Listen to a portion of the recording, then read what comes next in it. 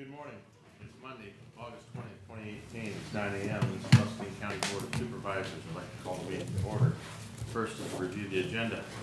Move to approve as presented. Sorry, Matt. Got a motion by Jeff, second by Matt. All in favor? Aye. Opposed? Motion passes. Number 3, receive comments from the public. Is anyone that would like to address the board? Seeing no one come forward, we'll move on to number 4. Discussion and possible action on a request from the Muscatine County Fair regarding release of funds designated in FY 17-18 and FY 18-19 to assist with debt repayment with Fair Manager Lori Grusenberg. Morning, Lori. I'm up first. That's the first, isn't it? First. You're lucky. Good morning. Good morning. Good morning. Well, thank you for having me here.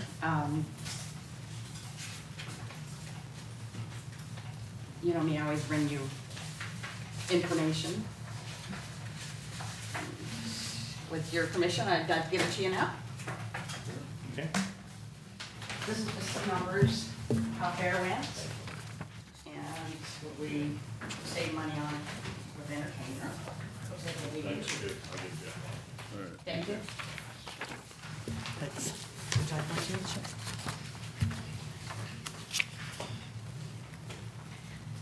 Well, first of all, now that fair is over, we're going to concentrate on fundraising and sponsorship this fall. Our fundraising is off to a good start. We had a donator that put $15,000 towards our debt, and that is why I'm here today to request the $15,000 match from your $30,000 appropriation, which you so graciously allocated. The Fair Board is planning to fundraise and make additional payments of around $35,000 towards our debt this year. And that is why we would like to request that you consider reappropriating the $20,000 from the previous year that fell back into the general fund. The Fair Board has significant amount of donor and fundraising support right now, and we would like to capitalize on the county appropriation. We are considering a letter writing campaign and if need an interim event, especially for debt reduction to reach this goal. We have overcome several obstacles this year. First off, our race promoter backing out on us. But Kyle and the Fair Board worked together and pulled off a very successful special race on August 11th. Preliminary numbers are that 2,300 people were in the stands and 700 in the pits, which shows us that people in West Liberty and the surrounding area missed the races. The Fair Board had food, popcorn, beer sales, and 50-50 and camping, plus many hours of track prep. These were all covered by Fair Board members, family and friends of the community as volunteers of their time and equipment. Our receipts were around $21,000, and we are estimating that our expenses will be between $5,000 and $6,000, which will give us approximately $15,000 profit. We use that money to make our annual debt payment to the West Liberty State Bank. And for next year, we're thinking about, rather than having weekly races, we're going to see if we can't maybe have 3 to 5 special races. We feel like maybe we could make a little more money that way. And second of all, our nonprofit status has been reinstated retroactive date to the date of revocation. After sending copies of our 990s and having Mr. Nepple fill out the form, it took the IRS 6 months to sign us to an agent, and we received word in less than 30 days that our status was reinstated with no questions, no penalties, and no addendums. And third off, the West Liberty Foods, Muscatine County Fair Board land sale negotiations. After much thought, research, and public input, we turned down the offer and took the land sale off the table. One thing I can say about the stressful ordeal that we went through is that it sparked donor support in the fairgrounds, and we are ready to capitalize on that interest. With these items off our plate, it is now time to move forward with debt reduction and continued renovation of the fairgrounds. And I appreciate your time, and I will try to answer any questions that you may have.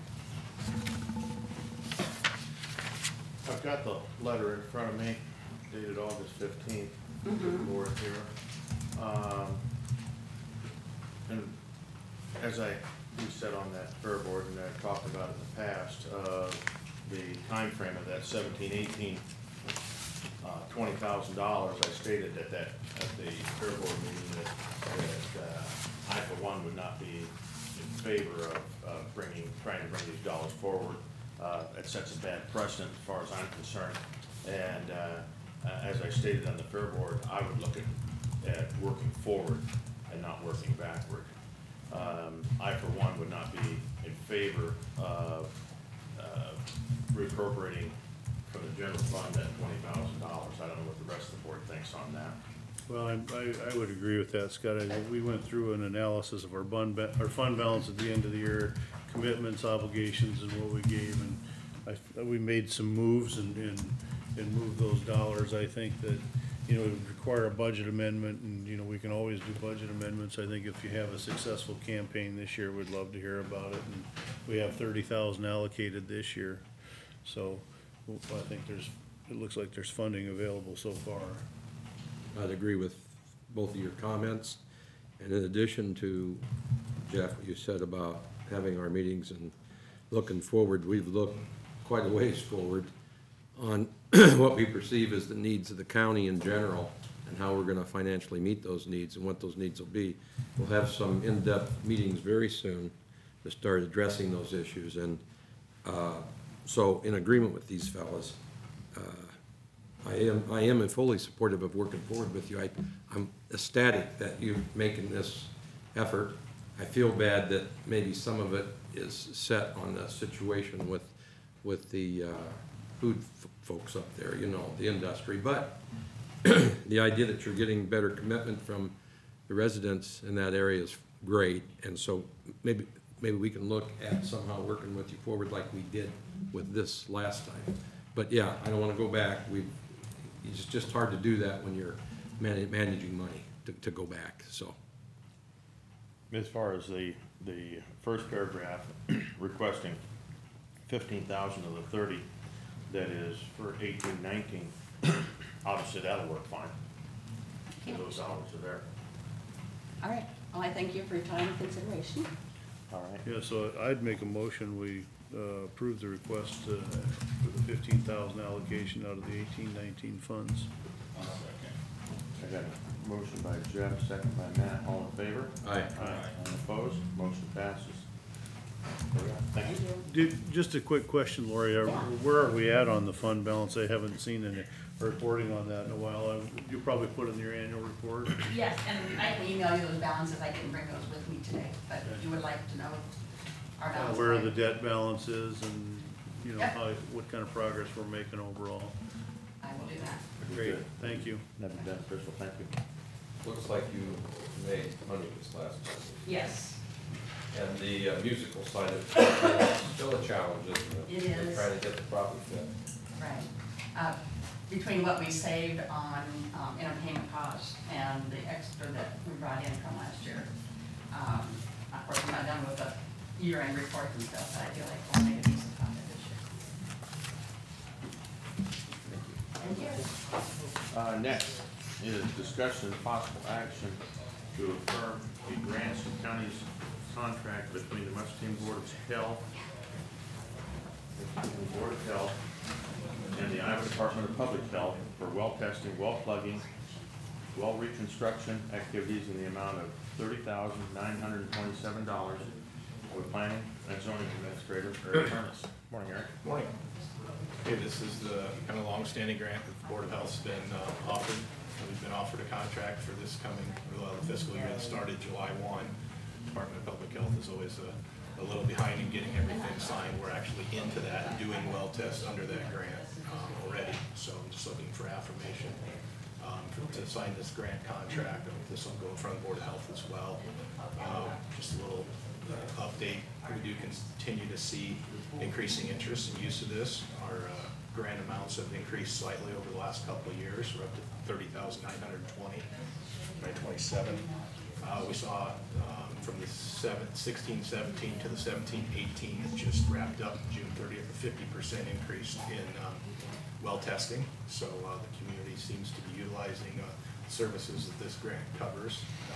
We hope to do a little more education and outreach to even, because we've not fully used the total amount the last couple of years. We're going to strive to use a larger amount since those dollars are there. We think it's a great service.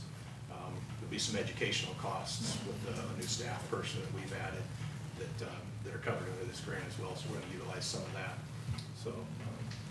So Eric, just to recap my understanding of this, this is grant funding that any Muscatine County resident that has a private well can there's a sampling process to get a hold of your office. That's correct. And they can help them with that to check the quality of their well water.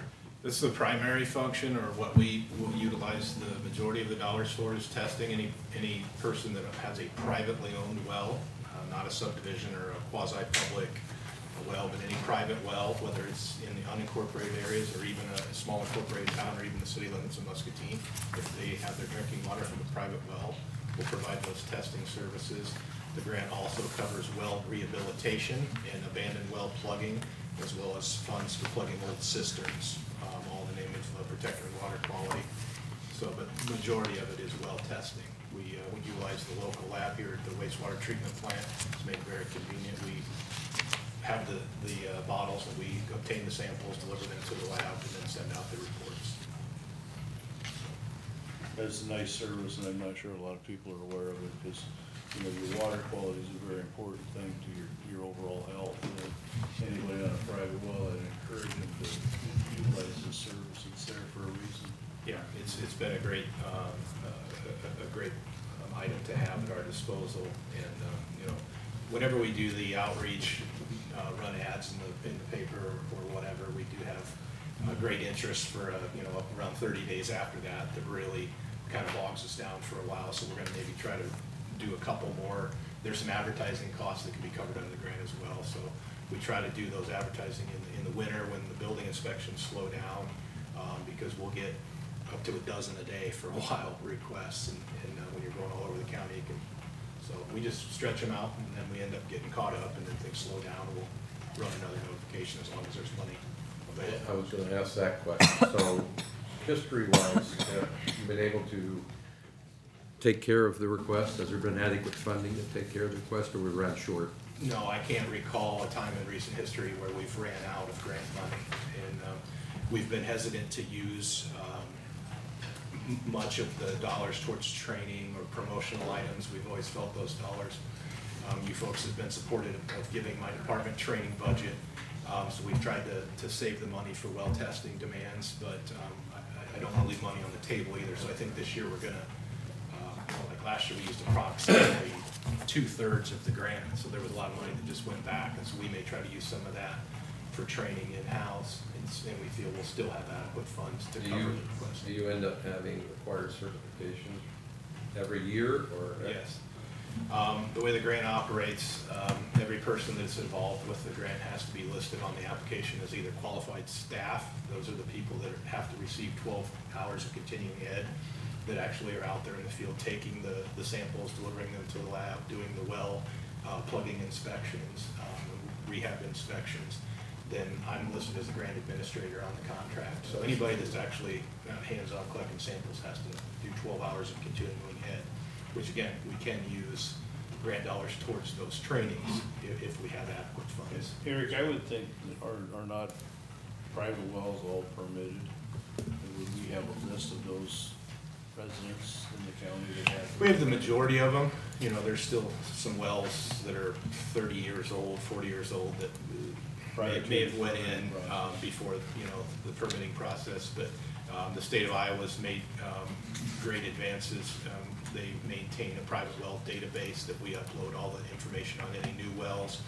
If we're out doing an inspection and we see a well that's in existence that we don't have mapped, we GPS it, we add it to that database at the state. So we're getting further and further down the road of having locations and information on the wells. This is one that I think you could do like a targeted mailer to, on the rural routes, and probably, well, so you can talk to some of your politicians about affordable ways to do that, to, maybe lessen the cost of that, to get it right to the address you're looking for, because this is really a rural resident primarily issued. Yeah, 90% plus Yeah. is definitely out. And they're a little tougher to reach because they don't always have the distribution of the papers and the news outlets we typically use. That's all I have. Okay. So I will, do a vote on that? Yeah. I'll make a motion, we approve the, I'll second. Okay. I've got a motion by Jeff, a second by Matt. All in favor? Aye. Opposed? Motion passes. Thank you, Rick. Item 6, items with the Assessor's Office with Deputy Assessor Joanne Park. You're up. First is discussion and possible action to disallow previously approved homestead credits. Thank you. This past 2 months, we have been reviewing all the applications and comparing the 2018 real estate file names with the applications. And some of the reasons why we're recommending that the homestead or military credits be removed is because some of our 2018 assessment notices were returned by the post office. Usually what we do is we try to use our reference resources to find out what the current address is and remail our notices, but sometimes that does not work. So that's one reason. And then also because the applicant no longer resides at the address, there was an address change that the treasurer received from the owner. That's a reason. I think that was a lot of the reasons why in the list that I gave you. So are we talking on a case-by-case basis or as a Case. whole? No, case by case on this one. But it's as a whole to be disallowed because of the list that I gave you, I believe. Is that correct, Nancy? Okay, thank you. The second thing is we are also recommending the board to approve the 2018 homestead and military applications that are new. July 1st was the cutoff date, and since that was a Sunday, they were able to sign on Monday. There is 2 applications that we received that I would like to have, we would recommend to be disallowed.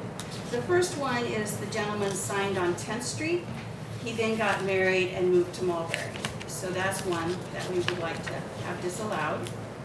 And the other one was Cedar View. It's a building on leased land, a cabin, and according to the code, you're supposed to own the land in order to get homestead credit.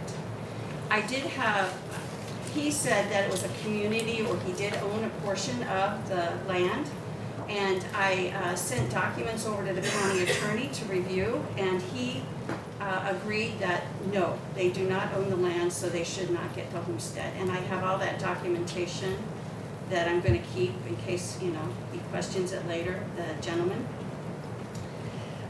There are 2 other applications that were originally done in previous years that should not have been allowed, and they are militaries. Let me see. Sorry.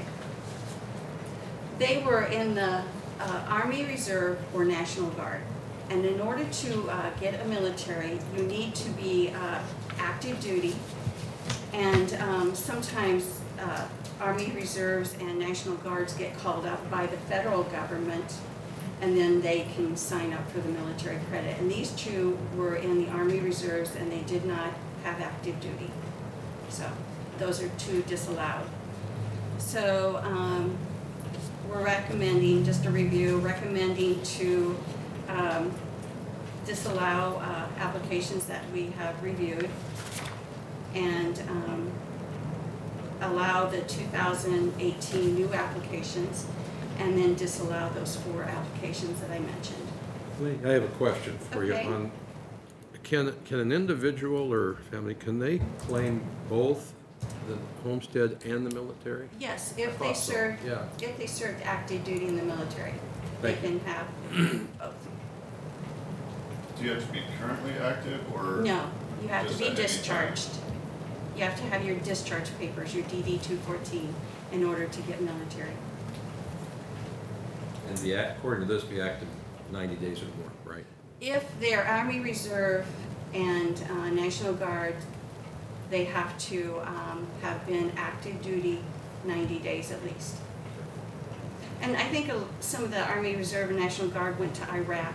Those would be ones that would then be able to apply for the credit. Just an example. Any more questions or anything? Okay, so I'll make a motion that we, So I just wanna, you probably explained it right, maybe I just didn't understand. So these are all on a case-by-case basis, correct? You're not gonna get wiped and everybody has to re-sign up. This is gonna be something that you're gonna go through, and if you find something that doesn't meet the quota, then Then it's they would disallowed. be disallowed. We already did that, and that's the list that was in the administration office. Okay. so you send out your notice, goes Right. to everybody. Once you sign up for it, you're on it, right? As long as you live there, yes, you do So not there's have to events that resign. trigger you losing your homestead, Right. sale of residence, change of address, et cetera, et cetera. Right. So the disallows are, we hit those triggers on those more than likely. Not the sales, because as July 1st, the current owner is not the same that is on the application. These are mostly where the address has changed. That's why it's been triggered. Or we received the notice back. We don't know where these individuals are living for sure. Mr. Chair, in reviewing these lists, I found one on each of the homestead and the military where I could have a potential conflict through my legal practice. So I can either abstain from the whole thing, or we can, I can ask to consider those ones separately, so I can abstain, whatever your preference. Why don't we just go ahead and abstain?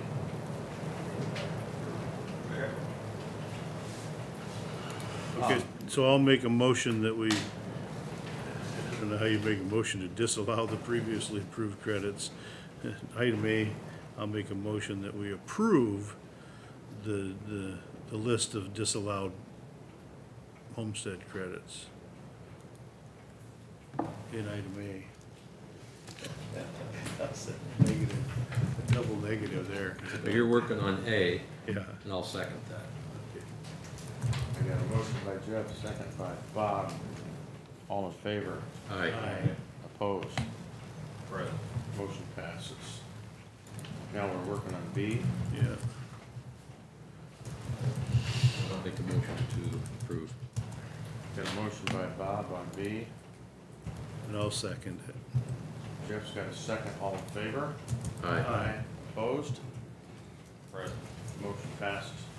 Thank you. Thank you very much. Thank you for the confusion. It's really confusing. Number 7, item from County Engineer Keith White.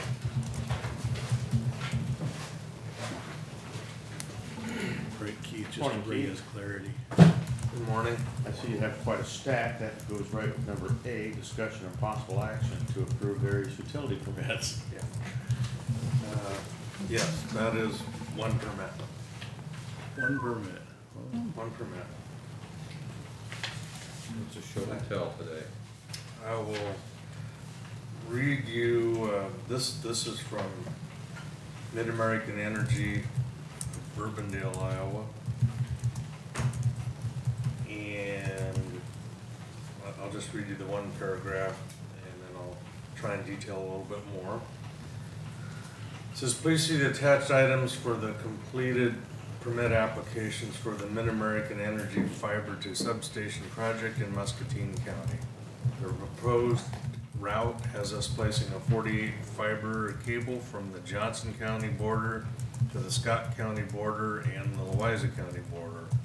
Overall, the route covers approximately 55 miles and multiple county highways and roads. So,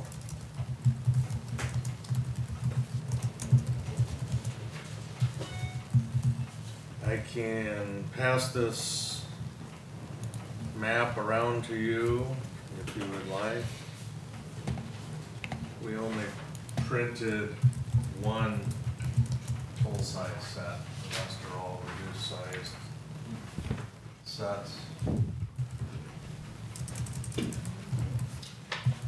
But on the Johnson County to Highway 6 stretch, they come in on 130th, travel Davis, 155th, Holly, back up to 130th, Kelly, up to Highway 6.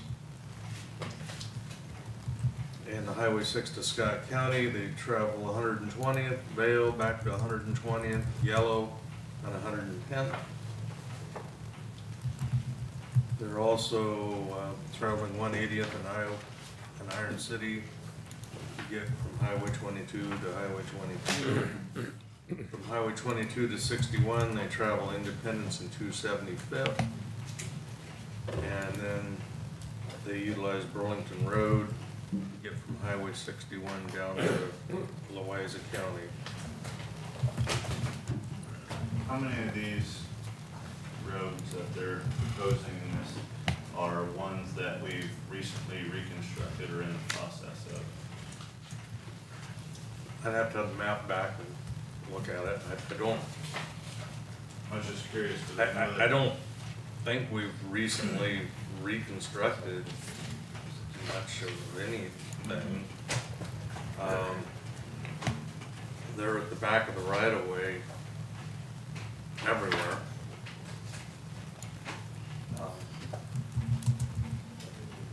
I'll try and answer that when I see the map again. Other questions? I mean, they start on, sorry. Well, this goes back to what we've talked about off and on when you discuss the fiber optics. So you have concerns? Any concerns with this? My concerns is how we watch 55 miles of this. You know where it's going because it's probably expensive if you break it. Who's responsible if it gets broken? Us? The reason I ask, Keith, is because, yes, they're supposed to be in the back slope of the ditch, but, I mean, you had come to us previously and said that they had bored holes in the surface of the roads in places, so. That was CenturyLink and their little project. Yeah. I mean, like they come in, come on one in from Johnson County on 130th. Some know it as the Hills Blacktop, but you know, we did a project there, time flies, 6 years ago with an overlay. Well,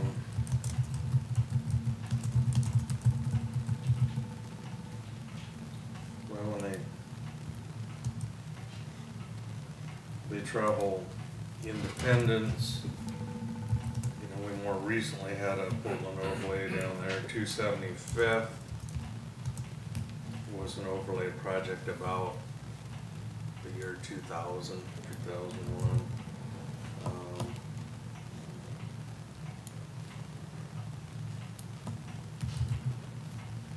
120th, east of 38, we know we did an overlay on that about 4 years ago.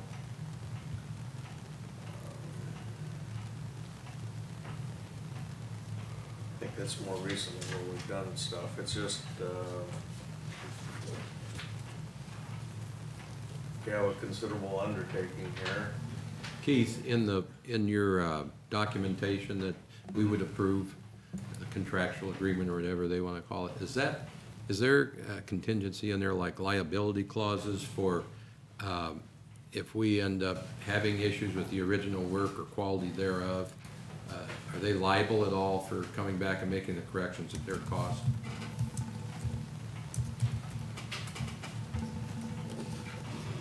The permit, which is, other than however Sun County might alter it, is standard across the state and very similar to the DOT permits. We call for a location plan, and again, there's a lot of miles here, but unlike what I spoke about last week, this is professionally and well done as far as the location plan. We asked for a notice to proceed, that they give us 2 days before they start. Pretty much nobody ever does that. You find them out there. We talk about inspection, and basically the inspection and an inspection fee, that we may choose to do that. We never have charged anybody. By not doing it, then does that take away any liability they have because they offered to allow us to? Attorney's sitting next to you. Well, I don't know I don't what think that- so, but Certainly doesn't see the agreement. Yeah, that makes a difference. Well, we don't say we're going to inspect it, we say we have the right to inspect it. Okay? I'm not a lawyer, I don't think that waives Well, any you've done liability. enough of this stuff. Do we have any liability coverage at all? Well, if I can continue, Okay. unless you don't wanna hear this, but you're all welcome to read the permits that come here every week. I'll skip down to requirements. They have to follow the manual of uniform traffic control, so they're supposed to have proper signage out there, proper depth of cover, which is spelled out. Supposed to use reference markers in the right of way. Some of them do, some don't. I don't know what kind of job these folks will do. I'm guessing they might do a good job. A lot of them want to know where their stuff is, some apparently don't. All tile lines encountered have to be protected, and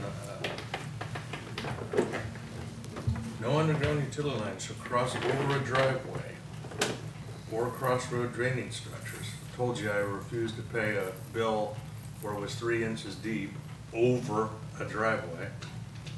Doesn't meet our permit. Residents along the route shall have uninterrupted access to the roads. Joint assessment of the surfacing may be made by the applicant and the county engineer both before and after. I have had gas mains where they went down the road and we charged them to replace some of the surfacing destroyed. Areas in the right-of-way damaged by the installation, repaired and restored, at least the former. Areas disturbed, which create an erosion problem, will be solved in a manner approved by the county engineer. Road crossings board, not open cut. Non-conforming work, county engineer may halt the installation anytime if the applicant's work does not meet the requirements set forth in the utility permit. I haven't had to in this county, but I have had a sheriff out and stopped people before doing stuff with, frankly, with no permit. And that was one of our mini bells. I think they were US West at the time, now they're CenturyLink. Okay. Emergency work, we talked about how they can do that. Violation of this permit is a county infraction under Iowa Code, section 331-307, punishable by a civil penalty for each having ever done that. Hold harmless, this is where the lawyer would like to read, but the utility company shall save this county harmless from any damages resulting from the negligence of the applicant. A copy of a certificate of insurance naming this county as an additional insured for the permit work. A proof of self-insurance shall be provided to the county engineer prior to installation. The minimum limits of liability under the insurance policy shall be $1 million. Maybe that ought to be higher someday. Permit required. Relocation, the applicant shall at any time subsequent to the installation of the utility lines at the applicant's own expense relocate or remove such lines as may become necessary to conform to new grades, alignment, or widening of the right-of-way resulting from maintenance or construction operations. And, basically, they shall be, according to the code, they shall be granted a permit for a period not to exceed 20 years. And at the end of if neither the parties object, the permit will automatically renew itself. They've got their liability certificate. attached, naming us. I mean, this one's quite professionally done, so. Yeah, nothing in that gives me pause or cause for concern. I mean, I'm certainly not giving you a legal opinion on it. Yeah. It sounds decent. It's been the standard across the state for my career. Is there a 20-year limitation on liability? Is that what I heard? or- No, that's on the permit. Okay. So at the end of 20 years, either party could say, we're doing something different. But if neither party says anything, But the if permit in 60 renews. years you accidentally dug up a line that they buried permanently, at least according to what you read, it sounds like it's still hold harmless. One thing that, and we've not had a problem, we might have a timing problem, but we've not had a problem with anybody. First off, the code basically says, you know, these utilities can go in the right of way. But under the terms of the permit, if they're in our way in the future, they will move. And, you know, I think we approved a permit a week or two ago here for somebody moving a line out of the way of one of our culvert projects. Where if they go behind the right of way line and we do new structure, things to today's standards, probably wider right of way that we buy, then we're gonna pay. So that is a good feature of them having this, of any of them having a permit, is they agree to move out of our way too, if the road project requires it.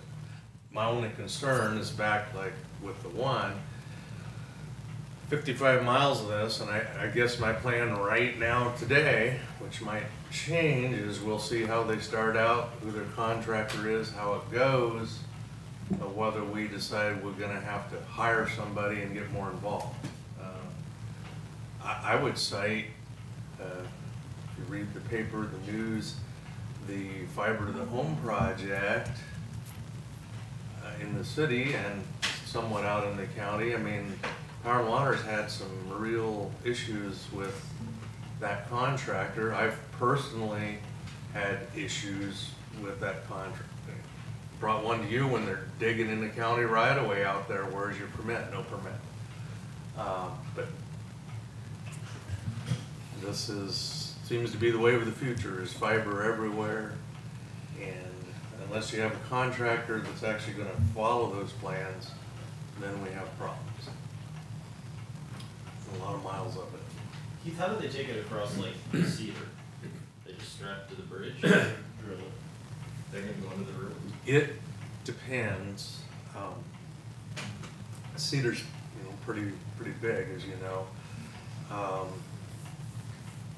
And so I really can't answer that one. Maybe I can. Well, I don't want you to dig through. But a lot of times they bore. They want it down, out of the way, not to be broken. In years past, I'm looking where so they're crossing the Cedar on Highway 6, which means I don't know how they're getting across there. They didn't provide us those pages. But a lot of the bridges will have, in the old days, phone line, whatever, yeah, they hung it from the bridge, literally hung it from the bridge. Still might find that on a more minor line. But bigger bridges like that, usually you put conduits in the bridge when you build it for them to pull cables through. So I don't know what's on the Highway 6 bridge, but good chance they might be going through it on a conduit, or they're going under. Most of all of our stuff, they're just gonna go under, and usually they go pretty deep. The contractor's doing their job. They, you know, the utility doesn't want it to get hit.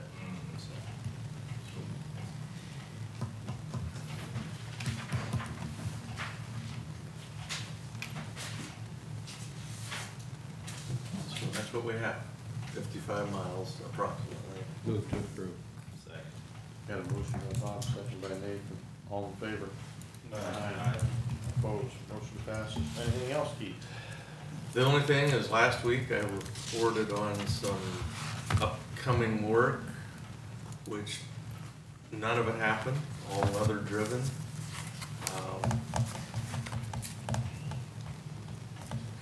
Bear in mind with a contractor, if they're in, working in Iowa City and it pours rain there like it did last week and not here, they still lose a day. Anyway, they were to be here today, which they're not working today because of the weather. So maybe tomorrow. And that was work on 130th and work on Western, which will be a surface treatment. And our signs saying no pavement markings are already up on those routes. Because it's a real mad scramble if you try and wait till they show up. So our signs are up in case anybody quizzes you on that, but once they do the work, there will be no pavement markings until the pavement marking contractor comes and paints it. And that is not common practice. It's not something unusual. Just drove down the Avenue of the Saints this weekend with no pavement markings on the 4-lane. And no signs saying no pavement markings, but I could actually figure out there were no pavement markings. Try and stay in my lane. So. That's all I have. All your lanes are no markings, Hey, well, some might see it that way, but. Very good. Thank you, Keith. Yeah, you're welcome. Next is discussion of possible action to approve the minutes of the August 13, 2018 regular meeting. Second.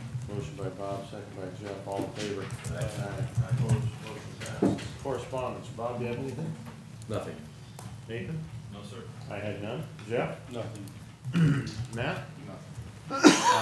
Committee reports. You got anything there, Matt? No, it's on vacation. Okay. Jeff? So on Monday, I had a special meeting of the Magic Board. On Tuesday, we had the Lower Cedar Water Management Authority meeting. And on Thursday, we had a WE League meeting. Okay. I had on Wednesday the 15th, I had a Riverbend Transit meeting was all I had. Nathan? I did not have any meetings this week. I will note that this afternoon, we are taking our funding request to the Mental Health and Disability Services region. Wow. That'd be interesting. Bob, you have anything? I think you guys shoved them all down here. So, that meeting on Monday with Magic that Jeff and I attended, that was a special meeting because we're in the process of looking at a possible program with Mark Warren, who's retiring next year, and then we, let's propose retirement, let's put it that way. And then if we will hire, what we'll hire, current staffing just realigns itself on position. So that was what that meeting was all about. Rutland City Council on Tuesday the 14th. Wednesday the 15th, I had Emergency Management Commission. That was kind of a lengthy meeting. We went through our bills, which is nice to do. All the years that I've been on that, off of it, it's like we've never had an opportunity for the commission to look at the bills and how the department's functioning. So it's just a breath of fresh air. We have an interim manager, Jerry Evers from the Muscatine Fire Department. He's doing an excellent job on reorganizing that and working with it and presenting it to the commission. The commission is actually showing up in adequate numbers for a quorum. It's been meeting after meeting now. So it's looking up, it's looking bright. Another part of that meeting that made it a little lengthy was the fact that we went into review of all the equipment that we oversee and got updated on equipment that's been taken out of usage and sold. And then the primary reason for the meeting was to start the process of reviewing. We've got a committee to review potential directorship, and we're looking at those and sorting out who we're going to interview, and then that process will start. So you're in the interview, you've gotten applicants. We've got quite a few applicants. I've already reviewed those myself. I'm on that committee to review. And there's quite a few, and I won't give a comment now. But we'll sort through, those people that are on that committee, we'll sort through and get their ideas of who we should move on forward to the actual interview process. Pretty standard policy. But just looking through the applicants, feel like you got some decent applicants. I hesitate to comment. Okay. But there's a Not always there's a good. fair amount of them, okay? Okay. And some appear to be qualified, so.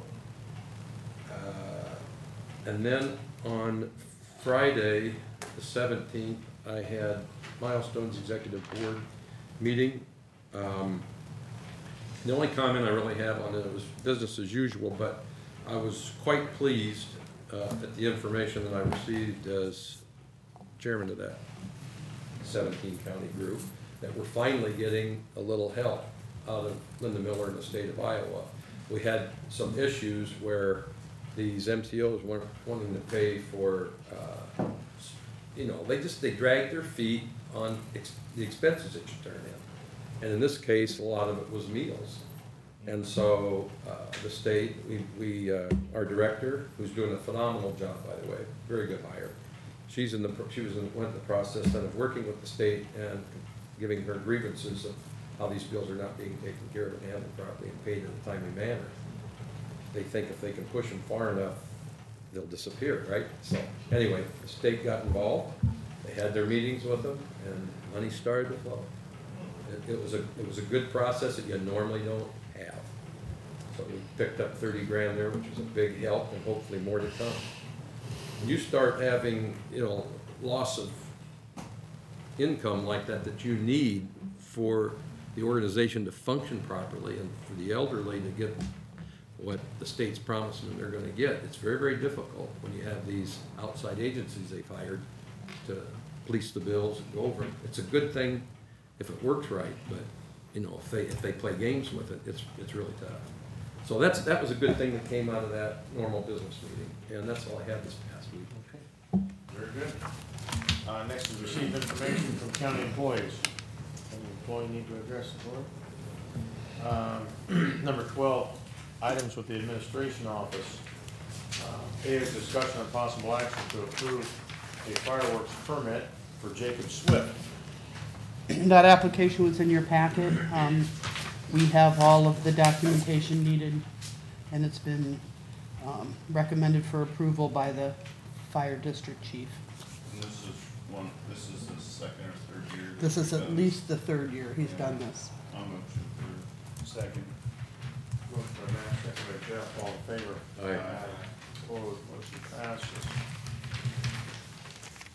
B, discussion on possible action to approve a negotiated wage scale for a jail medical records clerk position under the AFSCME contract and to authorize one part-time position.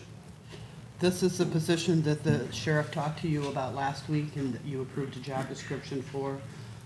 We approached the union with a proposal that this be placed at the same level as there's two other clerk reception type positions that are at the same wage rate, and that was accepted by the union. So we just need your action to formally accept that and authorize the sheriff to move forward with filling the position. Okay, so moved. We got a motion by Jeff, second by Matt. Any more discussion? So Nancy, these are wage scales that were negotiated with union, or? Yes, all of these except the jail medical records clerk that was a 3-year contract that was negotiated and approved prior to July 1st. This just reflects that we've added the jail medical records clerk at that same level as the jail receptionist and the records clerk. Is there an average kind of percentage of increase that it shows from year to year, or? Is it? Off the top of my head, I can't tell you what we negotiated. It was, I think it's about 3%, but That would make sense. I think it was just short of 3%. Just a little short. Yeah. 2.7, looks like to me. Okay. Working off the top of my head. Thank you, Dean. Okay, we've got a motion, by Jeff, second by Matt. All in favor? Aye. Opposed? Motion passes. C is discussion and possible action on various regrading requests. There's 4 regrading requests for you to consider. The first one is Assistant Jail Administrator. Do you want to talk any about that one, DJ? Yeah, I think so.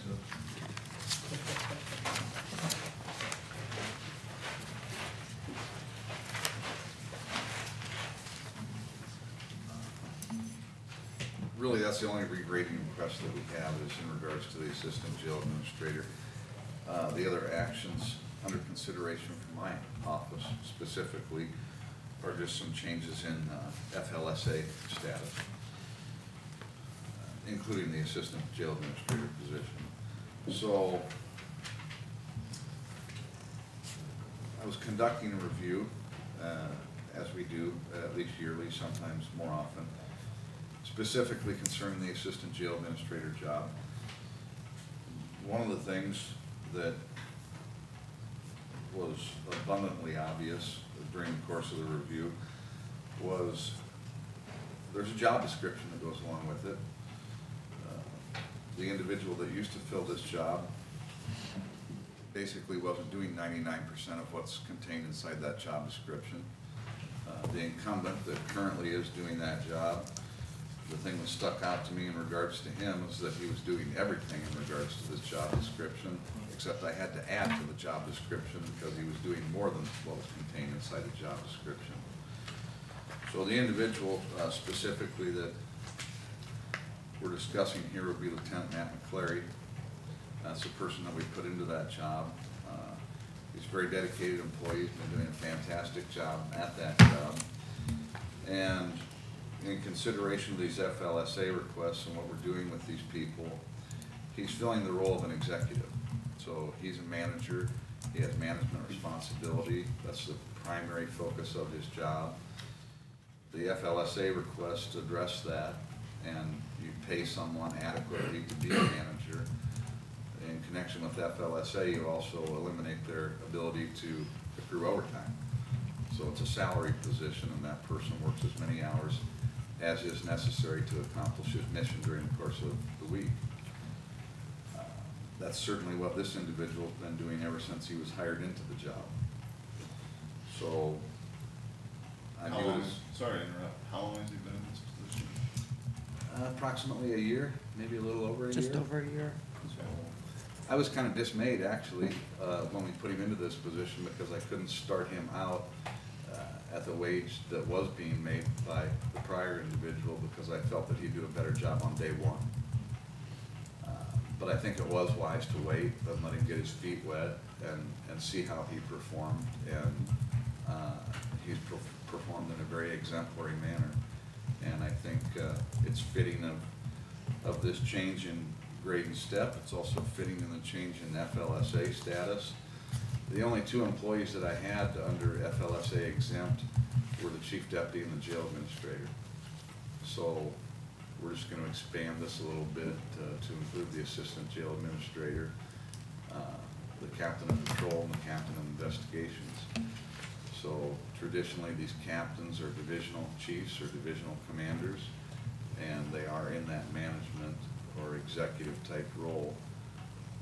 All very, very good people that give a lot to the agency, and quite fitting of the FLSA status change. And I think it'll save money also. And as a point of clarification, the chief deputy position, the job description for that actually said it was non-exempt. I mean, that may not have been the way you were treating it, so that, the second request from him Well, is. that's gonna go to where I was kind of headed a little bit. On this job description, you say you changed the job description. Was that only change?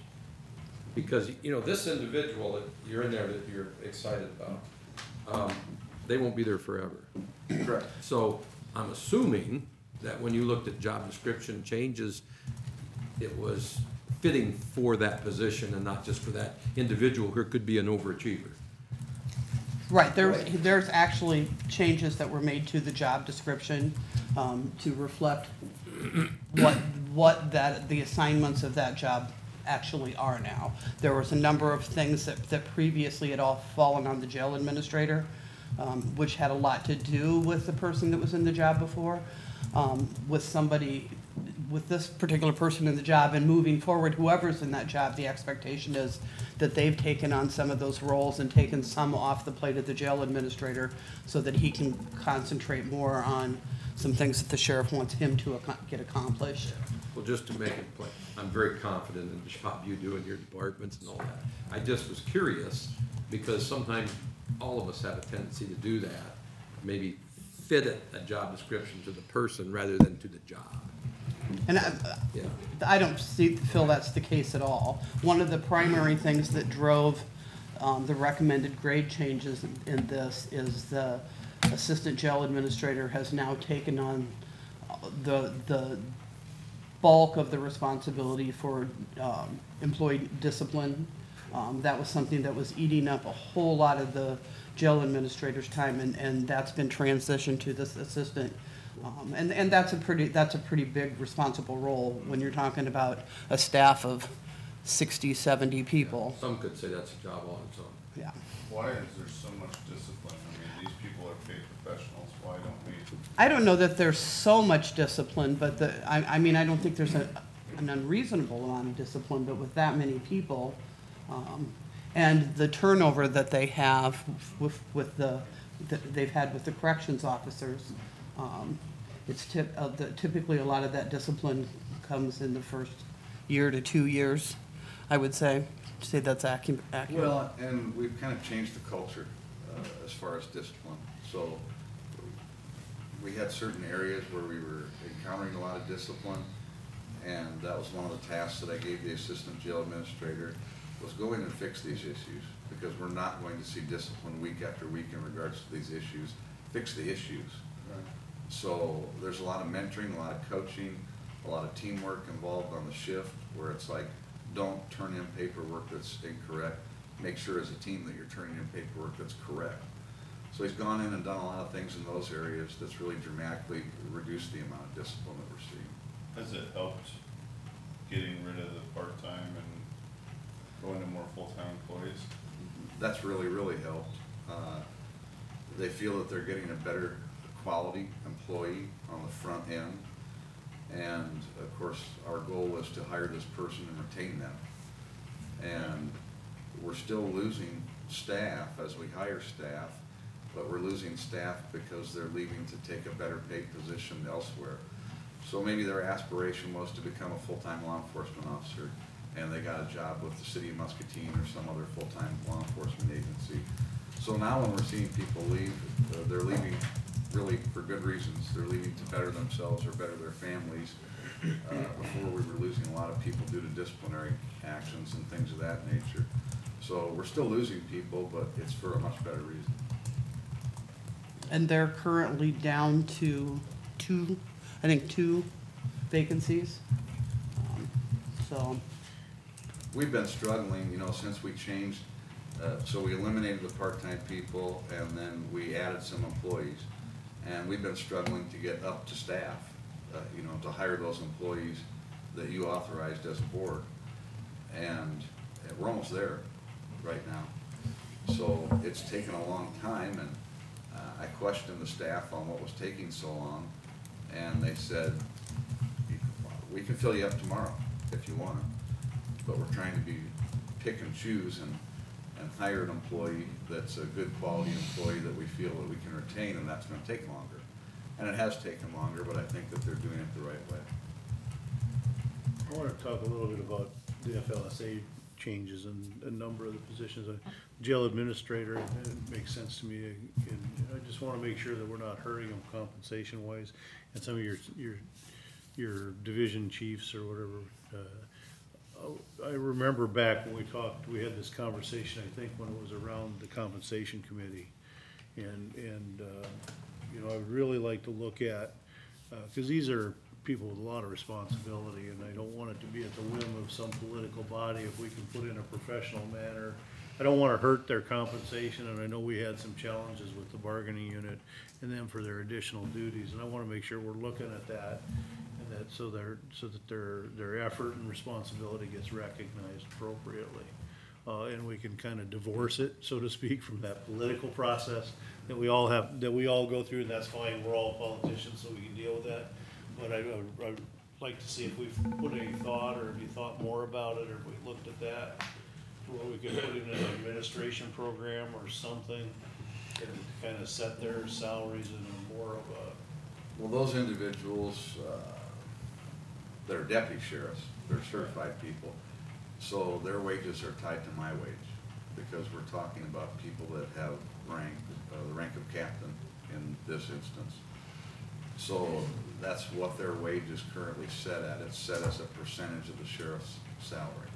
And other than the chief deputy, I think those percentages are something that's negotiated with the board. Right. And that's certainly on my list before we get to budget time again. We had talked about last year about, before we get to budget time, taking a look at, do we need to adjust those percentages? Do we need to put them, can we put them in our salary schedule? Is there something there? Percentage, can it be a? Yeah, and I don't mean to be misleading, I should clarify that. The percentage that the chief deputy is paid is set by Iowa code. Yes. Okay, so that's Iowa law.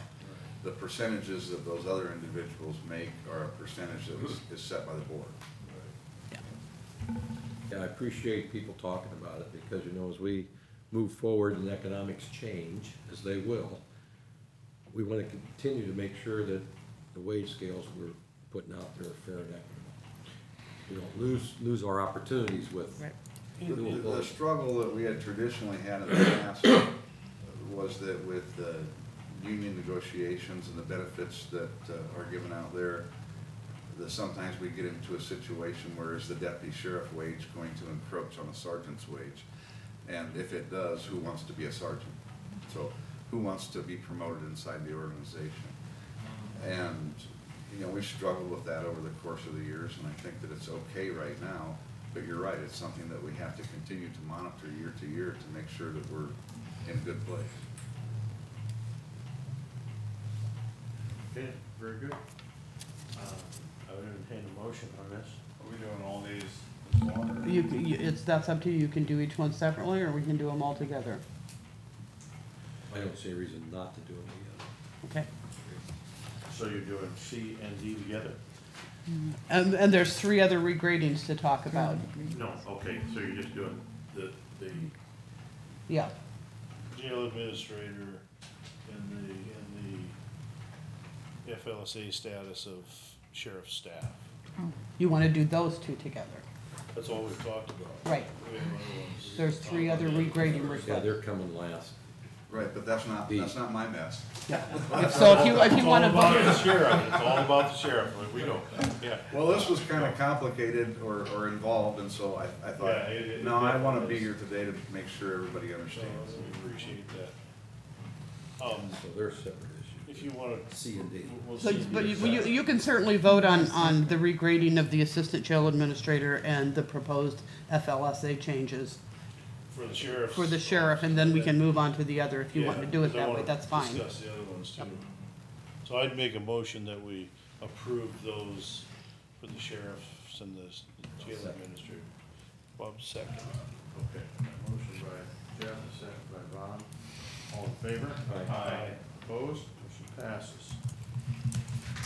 So, So now what we have to talk about are the 3 other regrading requests.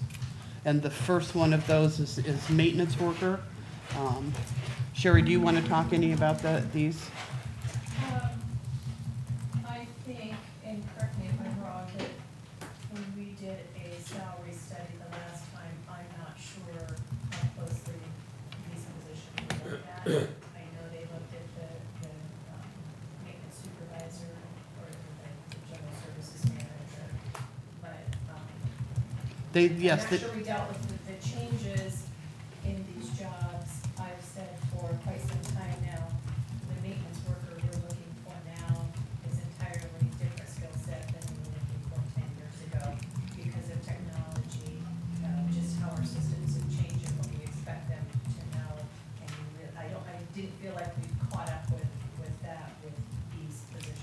think I was a little bit more, I don't think the maintenance worker, there was something I was reading that was kind of troubling me.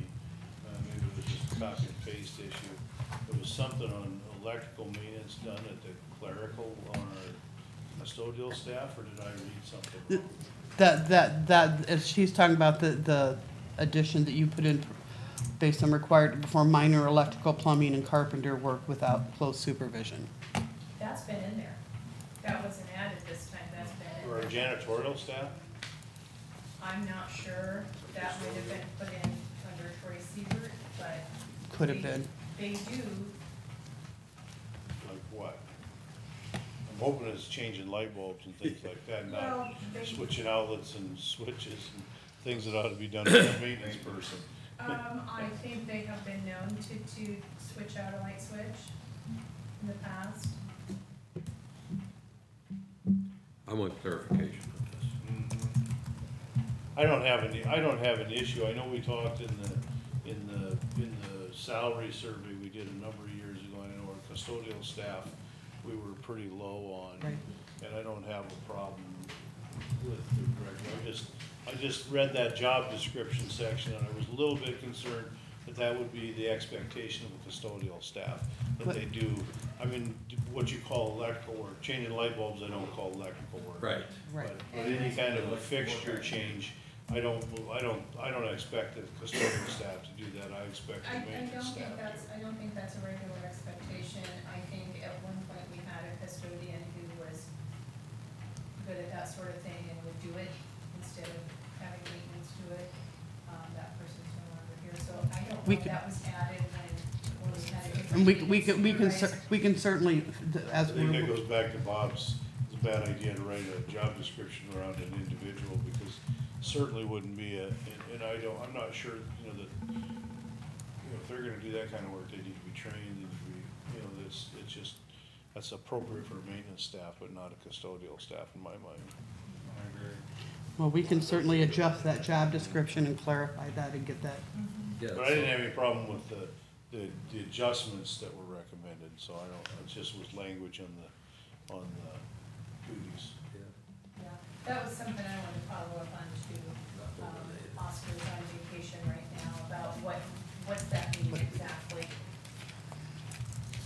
Yeah, so can we just table those until we get clarification? You can table those, or the direction can be for you to accept the request, and we clarify that and likely remove it from those job descriptions.